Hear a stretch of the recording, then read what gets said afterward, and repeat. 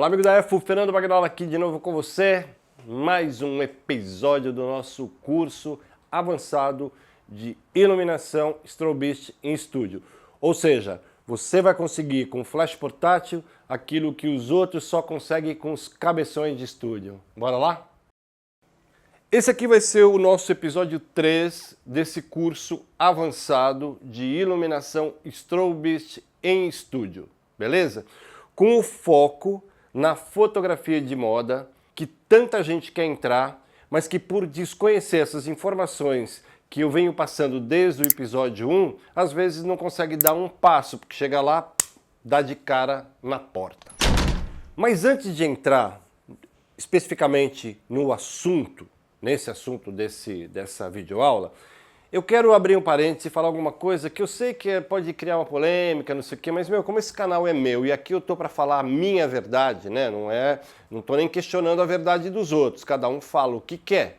Mas eu vou dizer uma coisa. Nessa semana, eu falei com uma aluna minha, que é dos Estados Unidos, e ela estava me contando, me mostrou, né? Eu estava falando de composição, da regra dos terços, e ela me levou, né, para um canal onde a pessoa dizia exatamente o contrário, tipo, esquece regra dos terços. Um cara muito novo, né, tipo, eu até estranhei aquilo. E daí eu falei para ela assim, esquece. Até porque tem uma coisa muito interessante. Durante a aula, né, que esse colega youtuber aí passou, a câmera que ele filma, né,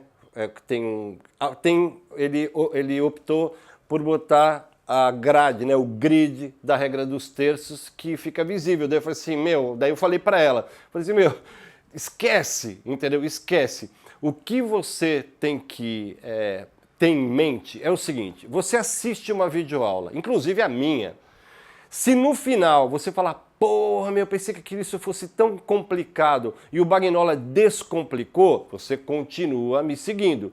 Se você sentir que eu estou complicando, te deixando confuso, lima, vai lá e sai, entendeu? Sai, por quê? Fotografia não é difícil, não é uma coisa complicada. O que é complicado é você ter a vontade e ter a sorte de estudar com as pessoas certas. Veja o portfólio, que eu só seguiria alguém que tem um portfólio que condiz com aquilo que eu tenho enquanto objetivo. Se eu quero fazer fotografia de moda, eu tenho que entrar no site dessa pessoa e falar quantas capas esse cara fez, ou essa fotógrafa, enfim. Quantos anúncios, quantas campanhas, porque só quem passou por isso é que vai poder me ensinar. A regra dos terços é uma coisa que grandes mestres usam, sempre usaram, sempre defenderam. Eu, graças a Deus, isso é uma coisa boa, né? Quando eu comecei a estudar fotografia, não tinha manual, porque as câmeras que chegavam no Brasil, às vezes tinha que comprar uma câmera usada para começar a trabalhar, não tinha manual, porque nem tem que ter manual. Você pega uma câmera que é tão manual que não tem manual. Sabe como é? É tudo ali na raça. Então você tinha que configurar tudo. E eu tive a sorte, como eu estava dizendo, de estudar em biblioteca. Não tinha internet, não tinha gente falando mais do que a boca, não tinha gente com pouca experiência dando mentoria. Isso é uma puta responsabilidade, meu. Uma pessoa te procura, você pega o dinheiro dela, aquilo ali tem que ser sucesso. Eu falei, ok, isso é a verdade desta pessoa, entendeu? Mas eu fui procurar, na verdade, também, né, o percurso do ponto de vista de construção de trabalhos para que justificasse isso, até porque de repente ele pode até me convencer de que eu sempre usei uma regra errada e que a partir de agora esta pessoa tão jovem pode me ensinar, não tenho problema nenhum em aprender. Porque, como eu disse, a regra dos terços, na verdade não são aqueles pontos fortes, os 4 pontos de encontro, não é muito mais do que isso, é muito mais do que isso. Na verdade, as linhas são fortes. Vou dar um exemplo fácil. Suponhamos que eu quero fazer uma exposição de paisagem. Eu gosto de paisagem, de fotos de natureza, e eu entro num lugar, sei lá, vou numa praia das Caraíbas, e entro e olho o céu. E eu falo, meu, que céu maravilhoso, cara. Tenho que mostrar para as pessoas como este céu daqui, deste lugar é legal. O que que eu faço? Eu pego 2/3 do enquadramento, certo? Os 2/3 de cima e dedico isto para o céu. E a parte de baixo, o terço inferior, eu deixo para a praia, para aquilo ali ser uma moldura legal.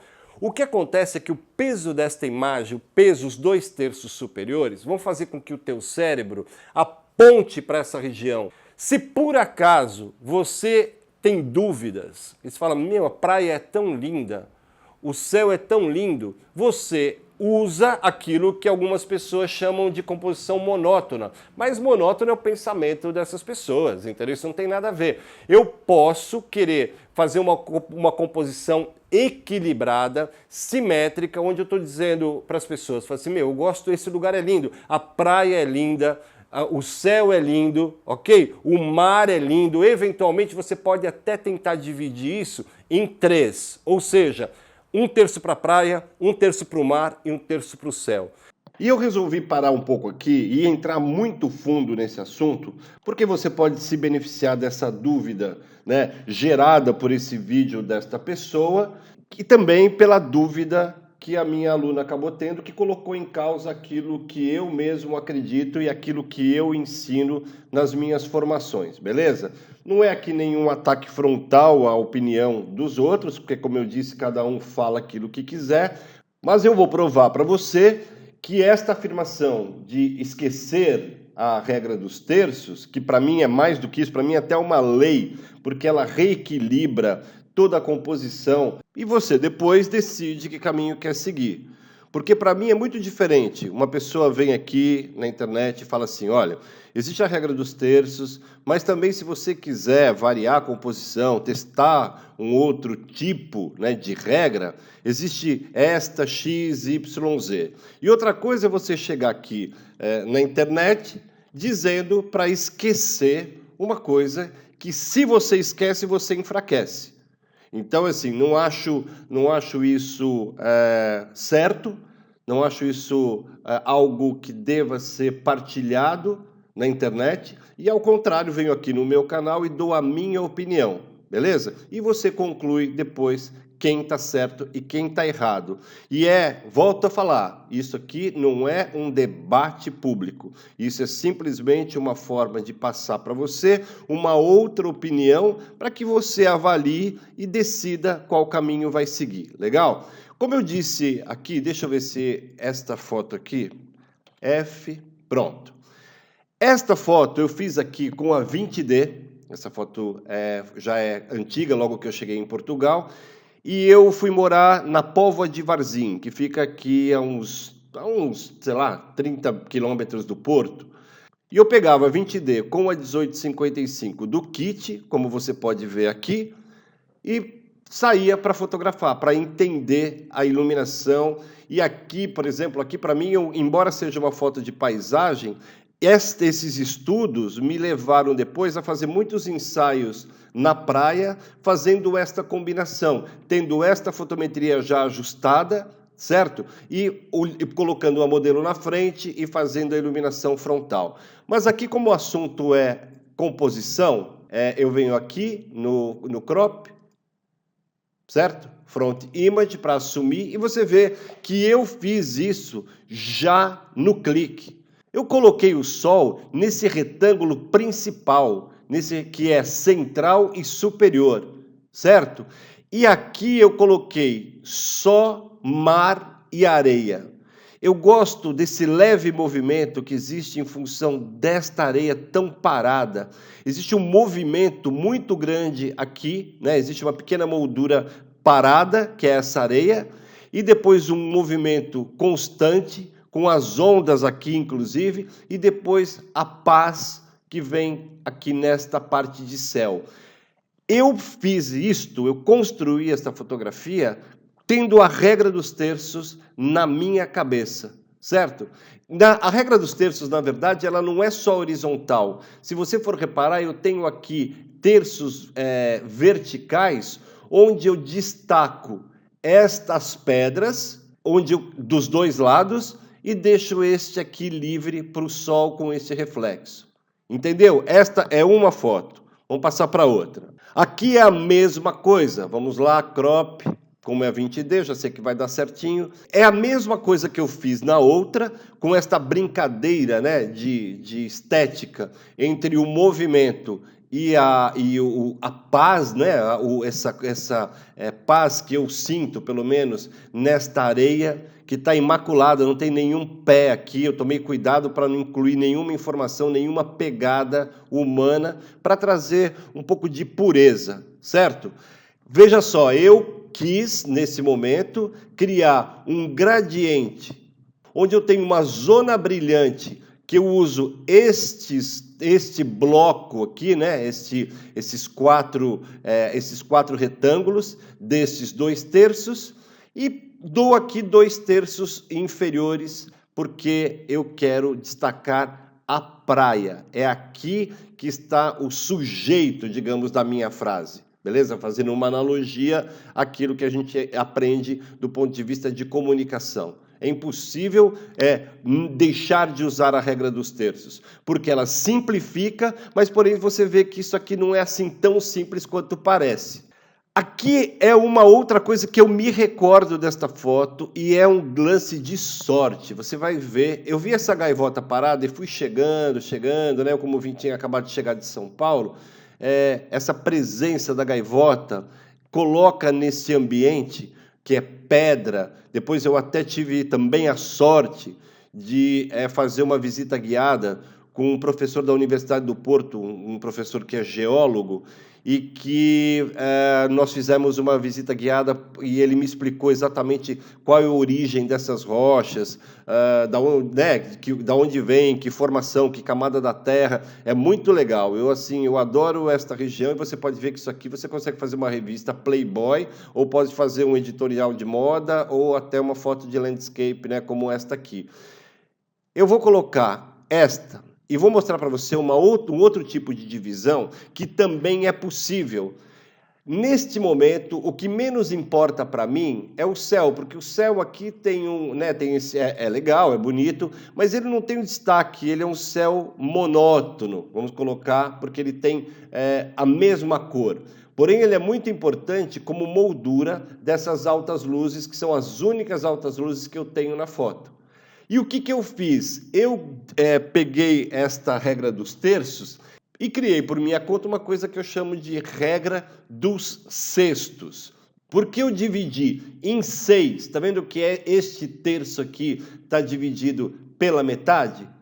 Então eu peguei esta parte, deixei só com 1/6, né? Tem gente que faz divisão com 1/5, e como eu coloco, assim como esta pessoa que diz para jogar a regra dos terços fora, que coloca também na câmera dela esse grid, né, essa grade de guia, eu coloquei esta gaivota num ponto de encontro. Eu fiz isso de propósito, certo? Eu coloquei a água neste canto e dei 2/3 para esta parte seca. Pode ver que eu tenho aqui uma parte molhada, tenho aqui uma parte seca. E isso é muito rápido, sabe? Não é uma coisa que você tem que ficar pensando. Isso acaba sendo automático. Por quê? Porque ao invés de eu ficar pensando na regra Fibonacci ou aquelas coisas complicadas que só para vender livros, sei lá, entendeu? Às vezes as pessoas falam, vou falar alguma coisa que é difícil para as pessoas se sentirem um pouco ignorantes e daí elas vão comprar o meu livro. Comigo é o contrário. Comigo quanto mais simples eu conseguir traduzir uma regra como essa, né? Quanto mais simplificação eu tiver no meu discurso, mais interesse eu acho que eu vou despertar para você que vê, fica motivado para falar, pô, eu pensei que a regra dos terços fosse só isso, mas o Magnola está me mostrando que com ela eu consigo fazer muita coisa e não preciso de outra. Quando você diz, jogue fora a regra dos terços, você está batendo de frente com gente que estudou e que até fez, né, todo um programa, todo o software da câmera traz esta possibilidade para você incorporar no teu visor. Então isso não é uma bobagem, né? Bobagem é achar que isso é uma coisa descartável simplesmente, beleza? E agora eu vou pegar esta foto aqui, que eu gosto muito, que é exatamente aquilo que eu falei antes sobre a composição que, teoricamente, né, algumas pessoas aí chamam de composição monótona. Isso não tem nada de monótono, isso aqui, na verdade, tem um equilíbrio e tem o Sol, né, eu vou clicar aqui para você ver. Ó, o Sol está aqui, neste bloco do meio, que é uma coisa importante para dar destaque, era aquilo que era mais importante. E todo o resto, todo o ambiente aqui está numa composição bastante simétrica, tá vendo? A mesma área que eu tenho aqui, eu tenho aqui. Ou seja, embora seja simétrico, esse deslocamento aqui do Sol é como se fosse um toquezinho, como se o Sol fosse a cereja aqui em cima do bolo. Eu gosto muito desse movimento, né? Essa coisa mais acelerada, porque eu fiz com uma velocidade um pouco mais baixa, e em contraponto com esta paz, né, que nota-se aqui na areia. E é mais uma forma de você ver como a regra dos terços é extremamente criativa, né? Se você souber usar, isso aqui não fica limitado àquilo que as pessoas falam, que é o cruzamento desses pontos fortes, enfim. Isso eu já não acredito. Eu acredito em linhas fortes, né? Uma linha é uma sequência infinita, né, de pontos. Então eu prefiro pensar na regra dos terços como linhas e não como pontos fortes, essas coisas dos pontos de ouro. Logicamente, esses pontos existem e são importantes dentro da distribuição, né, dos elementos na composição, dentro da mensagem que você quer passar, mas não é só isso, é muito mais. Aproveitando, né, esse momento, dificilmente eu falo de composição, dificilmente eu tenho a oportunidade de debater, né, publicamente assim, um assunto tão importante e que eu sempre tive muita vontade de falar. E eu vou escolher aqui mais duas fotos, só para finalizar, para a gente continuar aí com os outros assuntos. Essa foi uma foto que eu fiz em Vila Praia de Âncora, que é aqui próximo também do Porto, e que quando eu vi essa moto, eu falei, meu, tá pronta a composição aqui, ok? Então, se eu venho e clico aqui no crop, você vê que ela está, na verdade, no cruzamento, não só do ponto, mas ela ocupa esses 4 retângulos aqui. E essa é uma forma de dar valor dentro da composição para um determinado elemento que é essa moto. Simples, né? Eu tenho aqui, só para a moto, eu tenho 4 retângulos. E dessa forma você consegue dar destaque dentro da composição, atribuindo, né, retângulos para um determinado elemento. Nesse caso aqui, só para a moto e para o capacete, que está no cruzamento dessas linhas, são 4. Então isso já faz com que a primeira coisa que o olho vá buscar é a moto, que era exatamente aquilo que eu queria mostrar enquanto fotógrafo, enquanto criador dessa imagem. Não é legal? Como é que eu vou jogar uma regra dessa fora, meu? Esta aqui também foi feita no mesmo dia, é uma das fotos que eu fiz que eu mais gosto. Foi feita com uma câmera compacta, 3,2 megapixels. Olha a suavidade da areia, olha a definição. E o que eu mais gosto são essas duas pessoas aqui.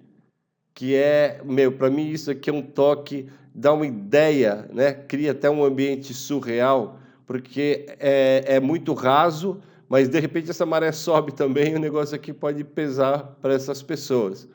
Então vamos ver aqui o que eu fiz em termos de composição. Olha, eu peguei esta parte aqui de baixo e dei para as pedras e para a praia e usei essa parte brilhante, né, onde tem o mar, e deixei este terço superior para as gaivotas.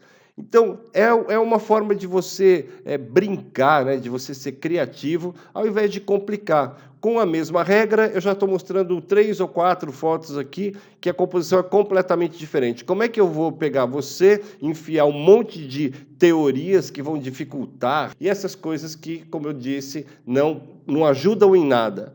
Repito, é importante você saber de outros tipos de regras de composição, porque sempre é bom, mas a regra dos terços, para mim, é a regra da fotografia, beleza? E para finalizar, uma outra foto aqui que eu gosto muito, que é esta foto aqui que eu fiz em Lisboa, no Castelo de São Jorge, quando eu fui conhecer O dia era frio, né? Dá para ver aqui pela roupa desse senhor. E aqui é uma composição que eu inventei ali na hora, porque eu achei que a forma mais agradável de juntar todos esses elementos seria dividir em duas áreas iguais. Esta área aqui de baixo é equivalente a esta área de cima. É uma composição simétrica, porém ela é uma composição que tem um alinhamento diagonal, onde esta altura aqui é a mesma altura desta aqui, e vice-versa. Esta altura é a mesma que esta. Quando eu colocar aqui o crop, front image, porque é da 20D, olha onde que está esse senhor. Está no cruzamento das linhas, e da mesma forma eu dei quatro retângulos só para ele, porque para mim ele é o centro dessa questão. É um olhar sobre o povo português. Aqui tem o ferry boat atravessando, isso aqui é uma estátua linda de Jesus Cristo, mas aqui é a ponte Vasco da Gama, e você tem aqui o senhor no cruzamento dessas linhas, e tem uma composição que é, em termos de área, né, é uma composição diagonal, porque a área superior é igual à área inferior. Isto tudo só com a regra dos terços. Percebe como isso é uma pintura com luz? A composição é muito mais do que alguém que chega e fala para você não usar uma coisa que é impossível não ser usado. Tanto que nas câmeras você tem a opção de manter aquilo, né, manter a grade, né, a regra dos terços ali, para você poder compor de uma forma mais facilitada. Legal? Em moda, né, levando essa composição para moda, existe uma forma de se trabalhar que é, por exemplo, um cliente me liga e fala, quero fazer uma capa de uma revista com você. Pô, legal. Às vezes ele me manda o layout da capa, né, um rascunho, uma coisa que é só para eu me basear, para que eu saiba qual é o espaço que eu tenho para colocar o nome, que eu tenho que deixar para colocar o nome, qual é o espaço que eu tenho que deixar lateralmente para que ele coloque as chamadas das matérias, enfim. Isso se chama recorte visual, entendeu? E isso que tem que ensinar, não que ensinar que para não usar a regra dos terços. Para que serve essa informação? Para que eu vou dificultar a tua vida fazendo você trabalhar, né, com uma outra regra, percebe? Que é mais difícil, tudo bem, tem o seu valor, não é alguma coisa para ser descartada, mas na fotografia, quanto mais simples, quanto mais rápido for, melhor. Um dos exemplos mais drásticos que eu tenho para mostrar é assim, eu coleciono a revista Fotô, já faz muito tempo, eu tenho até Fotô dos anos 70, tal, enfim. Mas eu tenho isto aqui, que eu comprei aqui em Portugal, e que é um exemplo, eu vou digitalizar isso e vou passar para você ver melhor. A minha intenção com esse curso é ensinar detalhes que ninguém ensina, exatamente até porque não passou pela situação, nunca fez uma capa de revista, ou nunca fez um layout, né? Teve que cumprir um layout que fosse vindo de um cliente. Então o que eu fiz? Eu peguei esta capa da Fotô, eu mesmo coloquei essas estrelas de censura, para que não tenha nenhum problema aqui com o YouTube, beleza? Mas essa foto originalmente é um nu artístico, uma foto bem legal.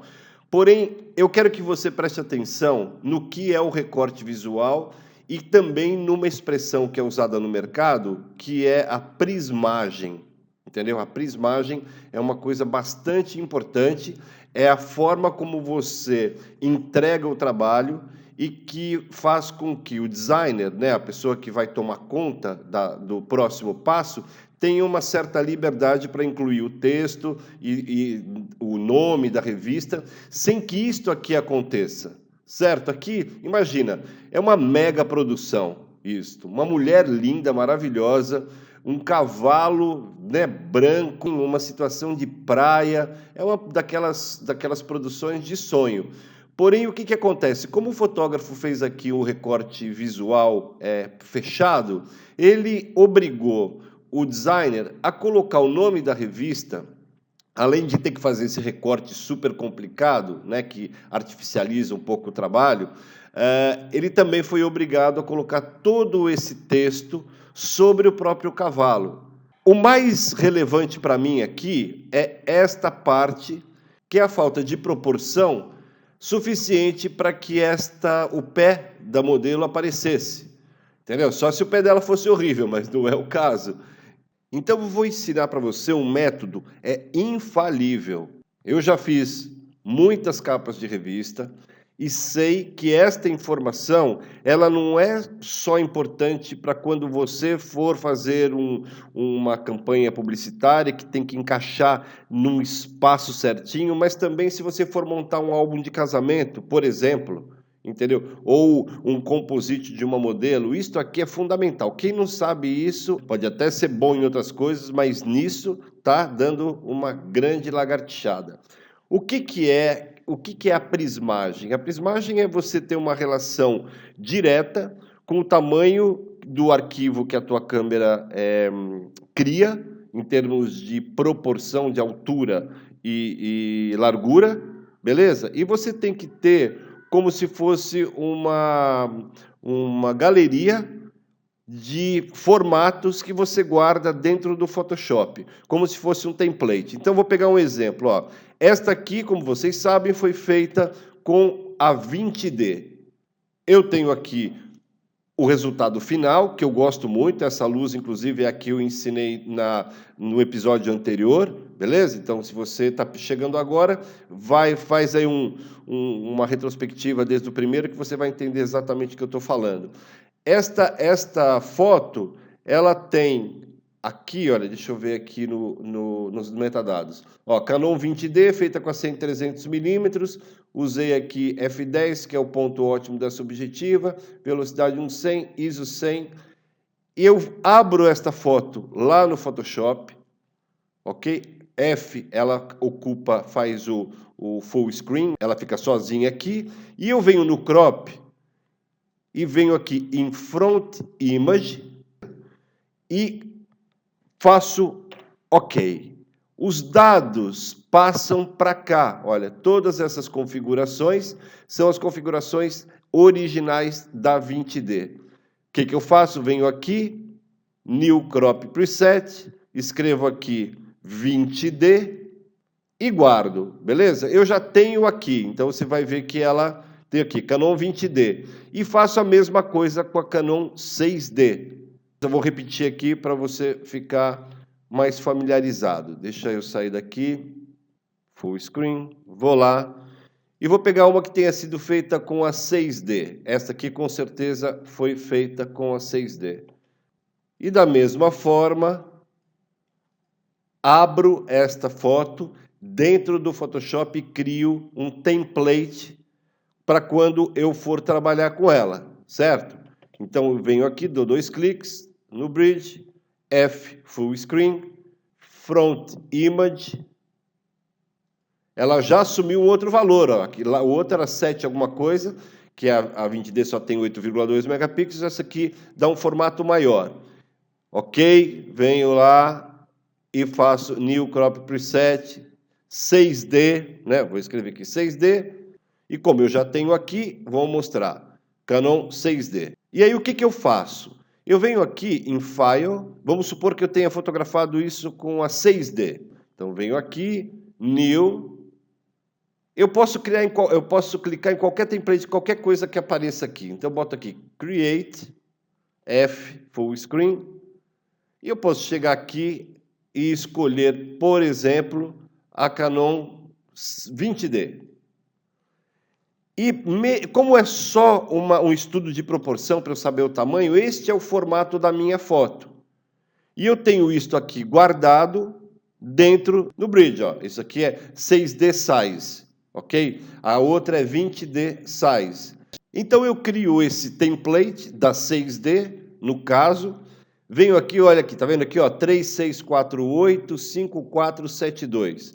Eu vou abrir lá no Photoshop uma foto qualquer que eu tenha feito com a 6D. Na verdade, nem precisa, né? Porque se você for ver aqui, olha, tá lá, 36485472. Ou seja, é o mesmo formato. O que eu faço aqui? Com esse template, vamos supor, né? O cliente fala, olha, você vai fazer uma capa da revista Fotô. eu preciso saber qual é o formato da revista, ok? E o formato da revista Photo é fácil, você abre no Photoshop, ou usa uma régua, enfim, né? É só uma questão de medir. Como eu digitalizei isso aqui em tamanho natural, então é só eu vir aqui, Image, Image Size, e vejo aqui em centímetros qual é o tamanho. Tá vendo? Ela tem mais ou menos o formato de um A4, né? Porque o A4 é 21, né? 21 centímetros exatos por 29,7. Ela tem a mesma altura de um A4, porém ela é um pouco mais larga, 1 centímetro e alguma coisa. Mas beleza, isso aqui não é muito importante. O que importa aqui é você entender a proporção da tua câmera. Então, maravilha, eu pego isto aqui, este formato, esse template da 6D, e arrasto para cima da minha foto, que é esta aqui, beleza? Então, vamos lá, full screen. E o que acontece é exatamente isso que eu estou mostrando. Eu tenho aqui, se eu ajusto na altura, né, ajusto isso aqui na altura, que está certinho, eu perco uma faixa da imagem. Então, eu teria que fazer isto, que é este novo recorte, até chegar nesta proporção. Eu vou até fazer aqui como se fosse fazer um free transform, para você ter uma ideia de onde isso aqui está. Não sei nem se essa régua chega. Chega, legal. Isto é o que você perde da imagem.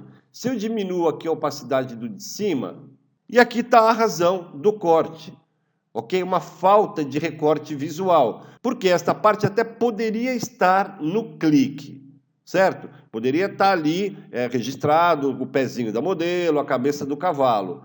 Mas, como o fotógrafo não pensou na prismagem, na hora de cortar, não tem jeito. Ou ele vai perder esta lateral, que não é possível, né? Porque cortaria o cavalo, ou ele optou por cortar o pé e a cabeça. Mesmo você distribuindo, né, um pouco disso, tudo indica que o fotógrafo fez o corte da cabeça do cavalo. Eu não sei porquê, eu não entendo como um fotógrafo pode ter feito isso.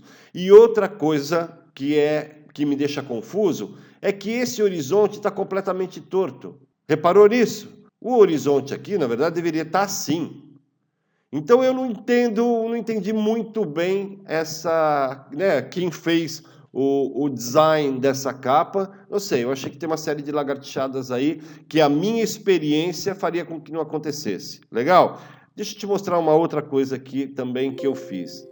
Isto aqui é para que você entenda qual é o espaço que você tem que deixar. Você pode criar uma proporção, vamos supor, isso aqui está me parecendo feito num formato 6 por 4,5. Não sei, me parece a proporção assim, que é quando eu olho, eu vejo que ela não é tão alta, concorda? Como a 6D, né? Deixa eu pegar e passar para esta aqui. Vou passar para você entender melhor. Espera aí. Vou passar para cá. F, full screen, e vou encaixar o meu arquivo da 6D aqui. Vou baixar um pouquinho a opacidade para a gente ver embaixo. E está aqui, olha. Então, seria isto aqui, vou colocar as réguas. Eu vou tirar esse template. E seria fácil se você desse 2 ou 3 passos para trás, certo? Eu aqui faria uma correção do horizonte já no clique, beleza? Mas vamos esquecer, vamos imaginar que esse horizonte está reto, que não está. Mas você deixando este espaço, pegando a cabeça do cavalo e pegando o pé da modelo, você dá para o designer a possibilidade dele pegar essa foto e brincar e colocar mais para cá e eventualmente até colocar o pé da modelo, usar este recorte, né? Ao invés de colocar atrás da modelo e criar esse acúmulo na composição aqui de informação e tal, o que ele pode fazer aqui é colocar o nome Photo, por exemplo, que é esse amarelo vivo, né? Esse amarelo cítrico, contra o fundo azul. Fazer eventualmente esse recorte que ele fez aqui atrás para encaixar no cabelo da modelo, fazer atrás da cabeça do cavalo, ou eventualmente até contra o céu azul, que chamaria muito mais atenção na banca. Entendeu? São cores complementares como eu ensinei na aula passada. quando eu falo que o complementar do azul é o amarelo e vice-versa, e que quando os dois se juntam numa composição, numa fotografia, isso dá um equilíbrio cromático, né, um equilíbrio gráfico muito legal. Isto sim é importante que você saiba. Agora, ficar com essa coisa do, não usa a regra dos terços, isso não tem nada a ver, não vai por aí. É um exemplo do que não se deve fazer. Você fala, como assim? Você está falando da revista Fotô? Estou falando da revista Fotô. Existe uma lagartixada aqui que é do fotógrafo por desconhecer exatamente isso que as pessoas estão falando para que você não faça, certo? Se você acha que composição é alguma coisa difícil, ela não é, ela é uma mensagem escrita com luz, onde cada elemento tem a sua função. Se por acaso existir um elemento ali que você, na hora que clicou, não reparou que tem um vaso cortado, ou que você tem uma cadeira ali que apareceu e que não faz parte daquela mensagem, você vai lá e tira. Você não pode chegar e falar, depois eu tiro isso no Photoshop. Isso vai acomodar, né, vai engessar toda a tua preocupação e todo o teu raciocínio para passar exatamente essa mensagem de uma forma clara, sem nenhuma palavra no meio dessa frase que não venha fazer sentido. Então o que você tem que fazer? Tem que ler livros de fotografia, entendeu? Especificamente, porque isso numa reunião é o que vai valer, certo? Não adianta se você copiar ou se inspirar em outro fotógrafo, mesmo em mim. Não se inspirem na minha luz, na técnica, mas se inspirem em vocês próprios. Façam vocês aquilo que é criativo, mas que seja de vocês. Eu tenho um aluno que é do Brasil, não vou citar o nome, mas que está começando o curso comigo agora, e eu falei assim, legal, então o que você quer fazer? Ele falou assim, eu gosto de fotografar pessoas, e eu falei, mas onde está o dinheiro? Entendeu aí? Como é que você vai ganhar dinheiro fotografando pessoas? Então, eu ajudo, né, na nossa conversa, eu acabo ajudando essa pessoa a encontrar nichos de negócio, onde aquela vocação e aquele talento, aquela vontade para fotografar um determinado assunto, vire grana. Eu falei assim, olha, então vamos fazer o seguinte, vamos focar em retrato de família. Porque retrato de família é uma coisa que são várias pessoas. Se você fizer um trabalho legal, por exemplo, eu adoro o trabalho dos fotógrafos que fazem revista Caras. Eu não sei hoje como é que tá, porque faz tempo que eu não vejo. Mas eu lembro que para você fazer aquela parte de família, de você entrar na casa, você iluminar, aquilo é um trabalho maravilhoso, é um trabalho que envolve arquitetura de interior, você saber criar uma moldura, né, do ambiente, onde os quadros apareçam, onde a mobília apareça e que você também consiga fotografar essas pessoas fazendo uma luz linda. Se você vai fotografar, sei lá, um grande estilista, né, dentro da casa dele, se você não entender de luz de moda, ou não tiver direção de moda, ou se você não for respeitado como um bom fotógrafo de new faces, principalmente, que tem que ter uma capacidade de direção gigante, você não vai conseguir ter respeito e você não vai conseguir crescer na profissão. Eu vejo muita gente jovem vendendo, mentoria. E quando essas pessoas têm aí, nem passaram ainda estão ainda estudando, estão no ginásio da fotografia, sabe? E já começam a dar mentoria. Então, se eu estudo com um fotógrafo inexperiente, entendeu? Né? Que é um fotógrafo formado pela internet, não pelo mercado, eu não vou crescer nunca. É básico, né? Não estou falando mal de ninguém, mas estou falando uma coisa que é muito lógica. Então, voltando lá ao meu aluno. Eu falei assim, legal, então vamos fazer o seguinte. Ele fez um trabalho durante a semana, um trabalho pago, e eu falei, então me manda o trabalho. Aí quando eu vi uma foto que eu falei, puta, tá legal, tudo bem, podia melhorar um pouquinho isso, aquilo e tal, mas no geral era uma base bastante sólida para eu começar a trabalhar e desenvolver como negócio, para o cara ganhar dinheiro grosso, entendeu? Se você é um bom fotógrafo de família, as pessoas dessa família vão te chamar para você fazer o casamento de todo mundo, certo? E tem que ser aquela pessoa, tem que ser você, porque você tem uma linguagem de moda, você tem informação, você tem capacidade de direção com a experiência que você adquirir com as new faces, com as crianças e com aquelas pessoas que eventualmente naquele momento estão um pouco tímidas, beleza? Você vê como uma coisa vai encaixando na outra? E daí veio uma foto no meio que era assim, era uma parede, a mulher estava grávida, pôs a barriga e depois o cara colocou a cara em cima assim, da parede e parecia que a barriga era dele. E eu falei, porra, cara, eu adorei esse aluno. Eu falei, meu, esse cara aí vai chegar muito longe. Mal sabia eu que o meu santo ia me encaminhar, entendeu? Eu tava lá fui fazer uma publicação no Instagram, daí cheguei lá, não sei como apareceu um outro fotógrafo com uma foto igual. Eu falei, nossa, velho, como assim? Entendeu? Isso aí é cópia, isso é plágio, isso é roubo intelectual, apropriação de alguma coisa que outra pessoa criou. Eu, na hora, liguei, né, para o meu aluno e dei uma voadora, meu, no peito dele. Eu falei assim, é assim, para esse curso continuar, você vai me prometer que nunca mais isso vai acontecer, porque isso te enfraquece. Se eu sou teu concorrente, eu chego para o cliente e falo assim, meu, assim é fácil. Percebe como você fica fraco, como você vira um copiador? Há pouco tempo atrás, um amigo meu me mandou um link, eu entrei no link, tinham 3 fotos minhas no site de uma fotógrafa lá de Varginha, entendeu? Uma pessoa que, meu, sem noção, pegou do meu portfólio 3 fotos de trabalhos, bons trabalhos, enfim, de modelos famosos aqui em Portugal e no Brasil, apagou a minha assinatura e colocou lá Juliana, não sei o que, tarará, enfim. E eu falei, o quê, velho? Como assim, mano? Entendeu? Oi? E isto, né? Isto, logicamente, isso aí ainda vai dar muito pano pra manga e tal, mas eu falo, por isso eu prefiro ser o copiado do que estar nessa de ser o chupim da criatividade do outro. Entendeu? Nunca faça isso, nunca. O teu cérebro tem toda a capacidade para você criar.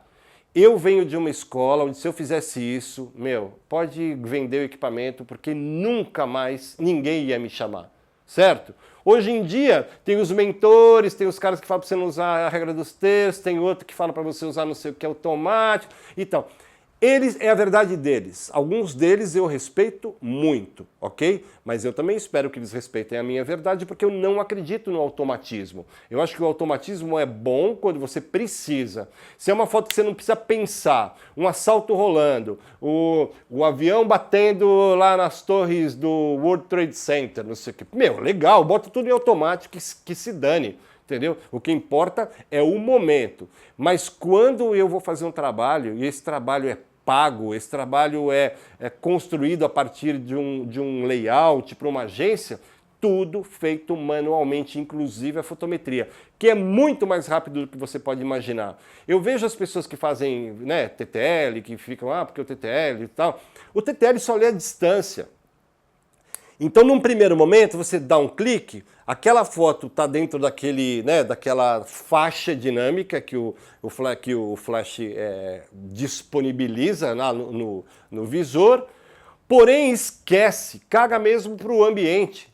E daí o que a pessoa tem que fazer? Ah, não, daí você pode fazer isso, fazer aquilo, ou seja, você está fazendo depois manualmente aquilo que eu já começo a fazer manualmente. Eu começo com toda a fotometria do fundo e depois na frente eu já sei qual é o número guia do meu flash, já sei qual é a distância que eu tenho que estar, eu dou um clique e a coisa já está. E já está combinada com o fundo. Percebe como é diferente? Então eu tenho menos trabalho fazendo manualmente e dou uma exercitada no cérebro, do que alguém que faz TTL e depois fala, ah não, o fundo ficou escuro, depois eu vou usar o Lightroom, depois eu vou usar o Photoshop.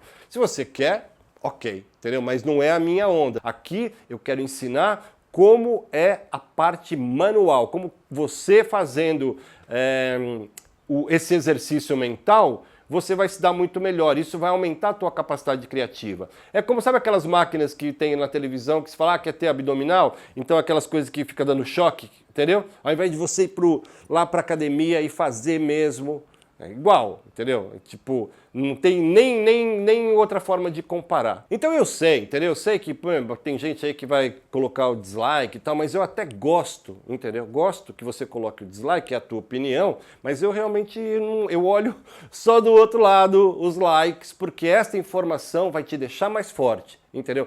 Se por acaso você quiser avançar, e principalmente, se você quiser dividir, né, com os grandes o mercado que está aí na tua frente, se quiser fazer moda, revista, publicidade, meu, é por aqui, ok? Pouca edição, muita fotografia e você vai chegar aonde você quer. A tua capacidade de fazer parte de uma cadeia criativa, onde o designer que vem depois de você, ele vai se sentir muito respeitado se você, quando entregar a foto, você entregar com um recorte visual muito próximo daquilo que ele precisa para dar continuidade ao trabalho dele, do ponto de vista de montagem, de agregar texto, você vai ficar muito respeitado, porque vai fazer, meu, esse é um fotógrafo profissional. Não vai acontecer aquilo que aconteceu na revista Fotô. Onde você, por não fazer um recorte visual, pensando no próximo passo, você simplesmente acaba com o trabalho da outra pessoa. Entendeu? Então, eu faço parte de um mercado onde eu faço arquitetura, onde eu faço moda, onde eu faço moda infantil, industrial, tudo isso em qualquer trabalho se conjuga e brota, vem à tona. A fotografia de interior, embora de uma forma principal, certo? Ela aponte na minha vida para trabalhos que eu faço de clientes de arquitetura, de imobiliárias, enfim, ela também, quando está numa situação de um evento, de um casamento, ela também vem e eu consigo apontar, todo o meu trabalho numa direção que é a conjugação de fotografia de moda, porque eu faço moda, então ilumino a noiva e ela vai ficar linda, maravilhosa, o branco do vestido vai ficar branco, os detalhes vão aparecer, certo? Porque é a coisa do sistema de zonas que eu falo no meu livro. A moda e a publicidade, na verdade, são o suprassumo. Quando você chega nesse nível, é porque você consegue cumprir todas as expectativas em várias áreas. E se você for fazer, se o cliente fala, olha, nós vamos nós vamos fazer esse editorial dentro de uma igreja do século XVI. Quando ele fala igreja do século XVI, a primeira coisa é daí que eu parto. Entendeu? É daí que eu parto. Ah, não, eu não tenho, minha câmera só vai até ISO 400. Meu, na época do filme, entendeu? Todos os trabalhos, no máximo dos máximos, a gente fazia com filme 400. Sempre era, a primeira opção era ISO 100.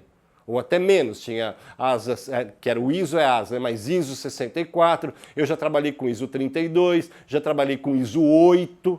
Imaginou eu fazer um trabalho de arquitetura em filme Kodalite, entendeu? Com ISO 8? O teu equipamento é capaz, se ele for maior do que uma 20D, que a 20D tem 8,2 megapixels. Qualquer coisa acima disso, você consegue ganhar dinheiro e não precisa ficar se entupindo de dívida.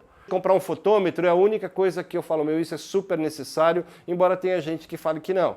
Entendeu? Então eu posso até desafiar, se quiser vir pro ringue comigo, vou adorar. Eu entro, entendeu? Com um fotômetro e a pessoa entra sem e a gente faz aí Aliás, era bem legal fazer isso. Para que você veja que a fotografia digital nada mais é do que a filha da fotografia analógica. Assim como o cinema, entendeu? É filho da fotografia analógica. Vai por mim, eu provo isso que eu estou falando. Eu quero mostrar para você um curta-metragem do Henri Cartier-Bresson, maravilhoso, ele com uma camerinha que você fala, meu, entendeu? É quase como se fosse um making of de fotos que eu vejo nos livros dele, que eu falo, uau, ninguém vai nunca conseguir repetir a foto, porque ele sai em busca daquilo que é único, seja único.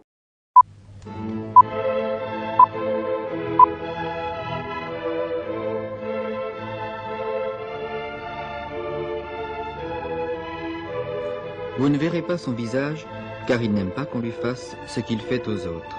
Il a fallu ruser avec lui pour surprendre son image et sa pensée.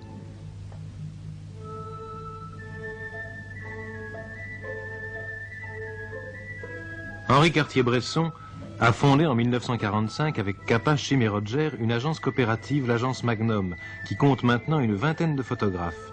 Ils n'ont aucun financier sauf leur propre travail. C'est l'indépendance sans l'isolement. C'est une façon de vivre, de comprendre et de faire comprendre. Pour moi, la photographie est un moyen de dessiner, n'est-ce pas? Un moyen de tenir mon journal. Et dans le fond, si il n'y avait pas une exigence de communiquer, de montrer aux autres ce qu'on aime, ce qu'on n'aime pas, enfin de témoigner sur notre monde, sur notre époque, n'est-ce pas? Mais je m'amuserais tout autant si j'avais pas de film dans l'appareil. Pour moi, la grande jouissance, c'est d'être devant un sujet qui s'impose à moi, n'est-ce pas? Et puis d'avoir appuyé au bon moment. Quel est le bon moment justement pour vous? C'est un lien entre le sujet qu'on sent intuitivement et une composition rigoureuse, enfin une géométrie qui vous surprend. Et ça, c'est une fraction de seconde et c'est le seul moment de création. Nous avons la possibilité dans notre métier d'aller dans pas mal d'endroits, de comparer des pays, de comparer, non pas avec le nôtre ou avec soi-même, ce qui est tout de même la chose fausse, c'est de comparer un pays avec lui-même. Où en est-il? Où était-il il y a 10 ans, il y a 20 ans, il y a 30 ans, etc. Et où va-t-il? C'est le pourquoi qui est intéressant. C'est de saisir les choses à la charnière. Il faut se débarbouiller toutes ces idées préconçues, tous les clichés, puis en face de la réalité, tout de même, c'est tel quel dernier mot. Mais enfin, se débarbouiller des idées préconçues, c'est bien joli. Mais devant la réalité, c'est-à-dire qu'il faut s'oublier soi-même. Ah. Il faut laisser le sujet vous imprégner. Avant de faire de la photographie, Henri, est-ce que vous avez fait autre chose? J'ai fait de mauvaises études, j'ai fait de la peinture, ça j'y pense encore beaucoup. Puis je travaillais avec Jean Renoir. J'étais deuxième assistant dans la règle du jeu, oui. Et avant avec Svoboda, et avant dans la partie de campagne avec Jacques Becker. De travailler avec Renoir, c'est merveilleux. Est-ce qu'il y a un lien entre la photo et le cinéma? Non, ce sont des outils différents. Enfin, l'un est une chose recomposée. Nous volons comme ça, on est des pickpockets un peu ensemble. Enfin, j'ai peut-être un point de vue personnel, mais nous sommes un très grand nombre de photographes à avoir un sentiment assez proche sur le sens de ce métier, sur ses possibilités, sur ses limitations. Et quel est ce sentiment? C'est d'être les témoins de notre époque, enfin, sans prétention, n'est-ce pas, sans porter de jugement peut-être, mais ce ne sont pas les pièces à thèse que nous présentons, absolument pas, au contraire, mais c'est la chose immédiate, n'est-ce pas, qui nous a frappés. C'est la sensibilité qui se transmet immédiatement sur la gélatine de la pellicule. Il y a un contact immédiat que peu d'autres moyens d'expression ont. On ne peut pas trafiquer, c'est pour ça qu'on n'a pas le droit de trafiquer. Pour moi, la photographie, dès qu'elle est ce que les Américains appellent gimmicks, c'est-à-dire des idées préconçues, des combines, de la mise en scène. Pour moi, c'est mort, c'est stérile, ça n'a aucun intérêt, c'est même de la malhonnêteté. Vous ne retouchez pas vos photos? Si la photo est bonne, je ne peux pas la retoucher. La chose est vue à un moment donné, d'un endroit donné. Et pour moi, c'est la question de temps qui est primordiale. On a vu telle chose à tel moment. Et une question de chance aussi, peut-être, non? Énormément, mais dans la mesure où on veut quelque chose, la chose se produit. Enfin, on l'a d'une façon ou d'une autre. Il faut réfléchir tout le temps, sauf quand on photographie. Alors là, c'est l'intuition uniquement. C'est une espèce de joie qui vous saisit devant le sujet, devant des formes rigoureuses, n'est-ce pas? C'est la joie visuelle. C'est pour ça que ça m'a servi beaucoup de travailler dans l'atelier d'André Lode. Enfin, le goût de la peinture est une chose qui existe chez beaucoup de photographes. Nous ne sommes pas des peintres ratés, n'est-ce pas? C'est un outil différent, n'est-ce pas? Mais c'est tout de même la joie de la forme, la joie de la composition, n'est-ce pas, de la lumière. Je vois chez un de mes associés qui est mort aussi au Pérou, Bischoff, n'est-ce pas? Lui, c'est la lumière. Moi, je suis plus préoccupé par la géométrie. J'ai une passion pour la géométrie, je ne sais pas compter, mais enfin, la joie, c'est de voir une chose qui tombe juste, n'est-ce pas? Oui, mais vous la cherchez ou bien elle se présente? Elle se présente. Elle se présente, mais dans la mesure, n'est-ce pas, où on a un goût pour la peinture, où on aime certains peintres. J'aime Paolo Uccello par-dessus tout, mais c'est tout de même, on se nourrit de certaines choses. Enfin, si on aime Carolus Durand, n'est-ce pas, ou les académiques, eh bien, ça a des conséquences. On ne fait rien impunément. Henri Cartier-Bresson ne recherche ni le sensationnel, ni l'insolite, ni le cocasse, ni même l'indiscrétion. Que reste-t-il alors? Le jeu des lignes, des formes, des couleurs, la photo abstraite? Je ne crois absolument pas dans la photographie abstraite. Pour moi, c'est une désincarnation. Hanté était obligé de toucher terre pour reprendre force. Eh bien, la photographie abstraite, pour moi, est un académisme. Venons-en à des exemples précis. Vous êtes allé en Chine il y a quelque temps. Qu'est-ce que vous avez vu en Chine? Vous avez pris des quantités de photos. Et quand on fait un reportage sur un pays d'une façon un peu général, n'est-ce pas? Il faut penser aux différents aspects qui doivent être traités. Ensuite, n'est-ce pas, une fois qu'on a fait des espèces de compartiments, on doit les oublier et penser aux problèmes d'une façon abstraite. Et le contact avec la réalité remplit ces casiers. Comment n'est-ce pas? prenez-vous ce Une contact? substance. La curiosité. Il faut être aussi curieux que les Chinois. Vous parlez aux gens dans la rue? Non, je ne parle pas le chinois. Non, mais j'ai vécu en Chine pendant 1 an. En 5 ans, j'ai passé 6 mois, les derniers 6 mois du Kuomintang, les 6 premiers, la Chine populaire, et je suis retourné ensuite 10 ans plus tard. Alors ça m'intéressait de comparer.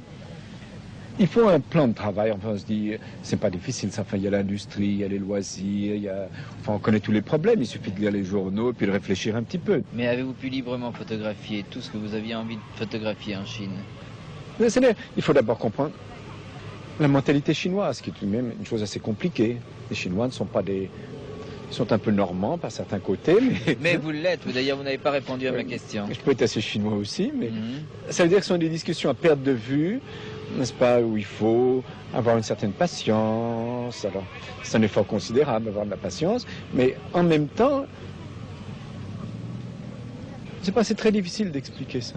Comment vous êtes accueilli là-bas, lorsque vous faisiez vos photos? Avec une extrême politesse, une très grande politesse. Alors, voilà une des difficultés. C'est que mon métier n'est pas un métier de gens très polis, n'est-ce pas? On m'a facilité énormément le travail dans les communes, dans tous les organismes officiels, mais j'ai expliqué aux Chinois que je m'intéressais à la réalité, c'est-à-dire ce qu'on voit sur le trottoir. Les Chinois sont habitués à se présenter d'une façon digne, c'est-à-dire de ne pas être pris à l'improviste, n'est-ce pas, un peu boutonné. Évidemment, ça crée certains problèmes. Et dans tous les pays, le problème est différent, n'est-ce pas? Les Chinois sont différents de nous, les Américains sont différents de nous. En Amérique, les gens ne font pas attention à l'appareil photographique, tout le monde en a. N'est-ce pas? C'est exactement comme on a des stylos billes, on a un appareil photographique, enfin ça fait partie de la panoplie. Bien sûr. En Chine, on se méfie, en fait. Les Chinois sont des gens méfiants, n'est-ce pas? N'est-ce pas? Les Français sont des gens assez méfiants aussi, n'est-ce pas? C'est vrai, les gens vous regardent, les Italiens, alors immédiatement ils posent comme ça. Enfin, on se croirait sur la scène d'un théâtre. C'est très gentil, mais alors à ce moment-là, on a des gens en train de se donner des poignées de main, comme ça, de sourire, faire des grands gestes. Alors il faut arriver à pas de loup. C'est pour ça, se faire oublier, être discret. C'est pour ça que je suis obligé de me cacher. C'est-à-dire qu'il faut comprendre les réactions des gens, leur mentalité, leur point de vue, leurs tabous. Et en tenir compte. Si on force les gens, on n'obtient rien. Ce n'est pas par la violence qu'on obtient, n'est-ce pas tout de même? On ne fouette pas l'eau si on va pêcher. Non, effectivement, mais il est bien évident que si un jour, par exemple, vous devez faire un reportage suivi de 3 agents de police, ça quand même... Ça alourdit beaucoup l'appareil, n'est-ce pas? Toutes ces photos, Henri Cartier-Bresson ne les tire pas lui-même. Il sait le faire, il l'a fait. Il préfère consacrer son temps à prendre des photos depuis qu'il a trouvé en Pierre Gassman l'homme qui sait exactement transcrire ce qu'il désire.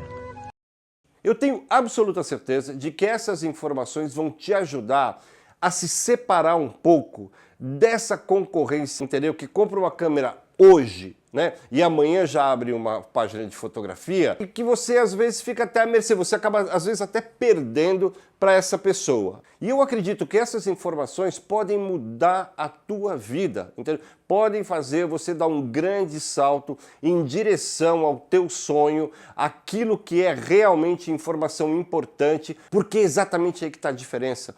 E se por acaso você, quando chegou nesse filme, né, porque é filme mesmo, feito em película, do Henri Cartier-Bresson, se você achou que aquilo ali não é uma informação tão importante, volta, faz isso não por mim, faz isso por você, porque em algum momento, quando você sentar com um diretor de arte de uma grande agência e na reunião você falar esse nome, Henri Cartier-Bresson, agência Magnum, que é a agência mais poderosa do mundo, agência de fotógrafos, o Sebastião Salgado faz parte da história da Magnum, Robert Capa e outros artistas da fotografia maravilhosos, que são completos, são pessoas que podem agregar a tua linguagem um padrão artístico que o concorrente nunca vai chegar.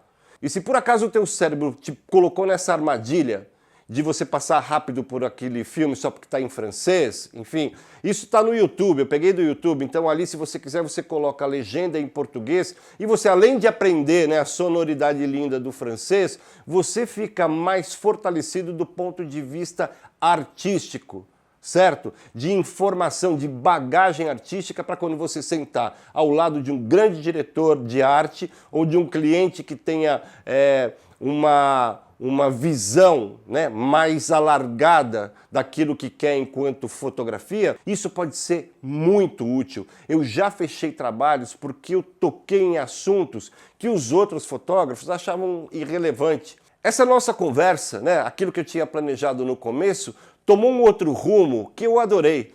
Então eu vou colocar no final os 4 vídeos que tem 4 esquemas de iluminação que farão sucesso. Às vezes você pode até ter visto esse vídeo, mas você não viu como um vídeo que é uma videoaula, aliás, uma videoaula que é apontada diretamente na direção correta, com a mira ali calibrada para o mercado de moda, para as agências. Então, esses 4 vídeos são as 4 luzes que eu mais gosto e que eu utilizo sempre para cada nova agência que eu atuo. E que eu uso de uma forma recorrente para todas as agências que eu trabalho, ok? Até para books que eu venho fazer para pessoas que não são modelos ou eventualmente para um retrato corporativo. São luzes que deixam as pessoas bonitas, luzes simples, com contrastes muito bem controlados e que vão fazer você chegar exatamente onde o sonho alcança. Beleza? Então, no finalzinho aí, eu vou deixar lá as 4 indicações. Brigadão, tamo junto e espero que você tenha gostado. Falou? Um abraço, tchau!